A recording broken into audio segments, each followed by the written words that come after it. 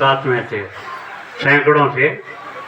और वहाँ जाकर के उन पंडों ने, जो वहाँ के व्यवस्थापक थे, उन्होंने बाप जी ने कहा कि भाई मैं तो इस सरोवर में स्नान करूँगा।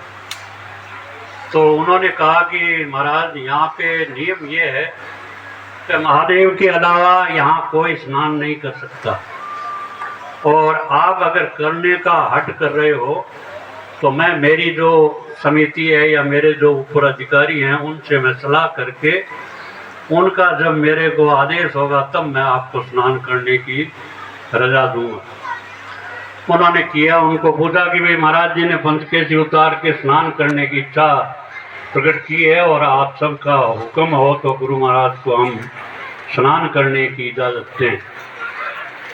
तो उनकी मंत्रणा हुई, उन्होंने पूछा ताजा कर करा के कुछ समय भी लगा उसमें, लेकिन उन्होंने आखिरकार कहा कि हाँ भाई महाराज जी की अगर इच्छा है तो वो इस सरोवर में स्नान कर सकते हैं।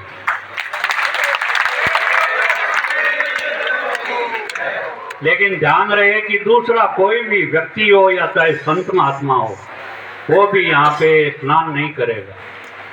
ठीक है, गुरु महाराज ने, भगवान देखिए वो महादेव का ही क्यों कहा उन्होंने कि जहाँ से ये नर्मदा नदी का प्राकट स्थल है, जहाँ वो एक बूंद बूंद जल आता है, उसका वो सरोवर है।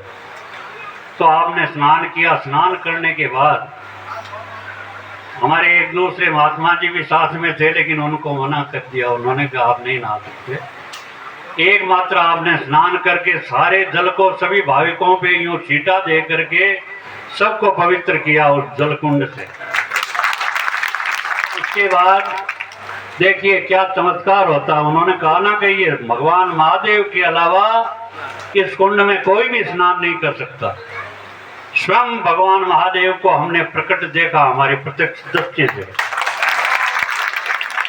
नाग के रूप में भगवान शिव आपके स्नान करके वस्त्र धारण करने के पश्चात जब आप खड़े हुए प्रस्थान करने के लिए, उस समय एक नागराज निकलता है उस सरोवर में से।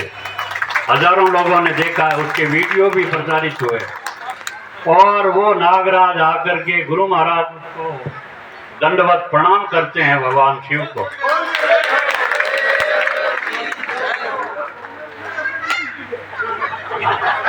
और देखिए कितनी एक विचित्र और अद्भुत ये बात है।